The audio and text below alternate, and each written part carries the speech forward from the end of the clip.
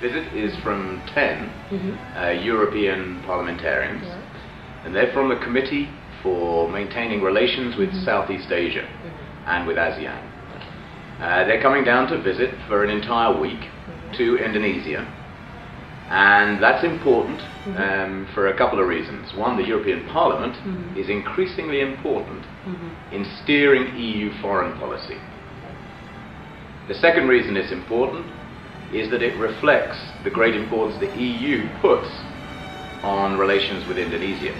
I've never heard of another country that's had a delegation of 10 MEPs coming for 1 week solid just to invest in growing relations with Indonesia. I'm terribly impressed and very, very happy that they're going to be seeing the highest politicians in the land. They're going to see the Minister of Foreign Affairs, various other ministers.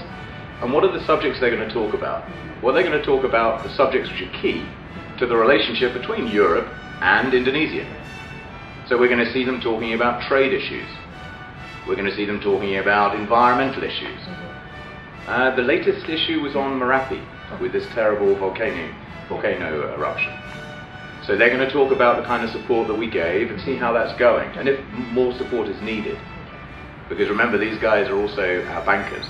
They're the guys who control the money strings. So that's what they're going to be looking at. There's another important element they're going to investigate, which is a dialogue on interfaith issues, where there's a big conference planned.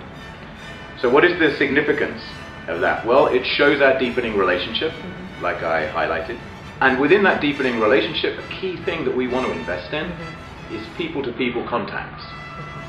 And people-to-people contacts are most importantly done by our politicians, as well as the university graduate exchange programs, the travel, the tourism, the businessmen. Key in that is making sure that our parliamentarians develop close relationships. So that's why our European Parliament is coming down and being hosted by the Parliament here, by the DPR. So that's the main significance of their trip.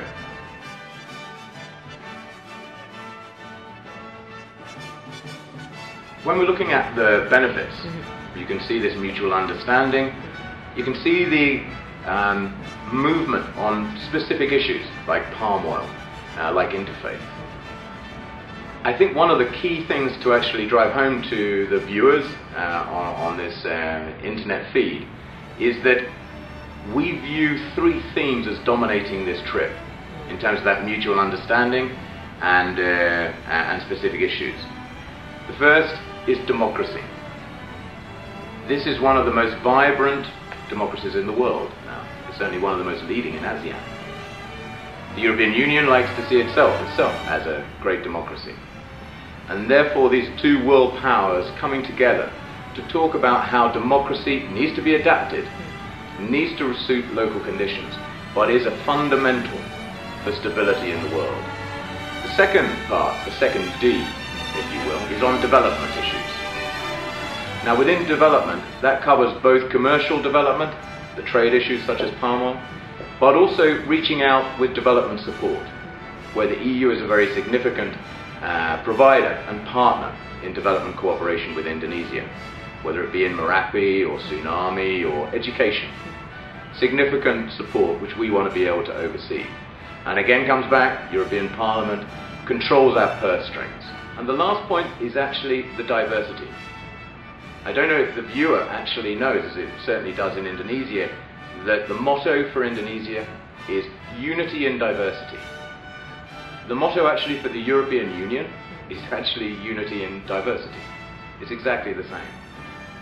And therefore this is not only coming together of 2 world powers, it's also 2 world powers who are not only democratic, but actually recognize that the only way they remain united is to celebrate their diversity. And there you find the issues of interfaith dialogue, of different groups coming together to share experiences. And what better way to keep our 2 great countries on track than allow the parliamentarians to set that path out for us. Thank you for your attention.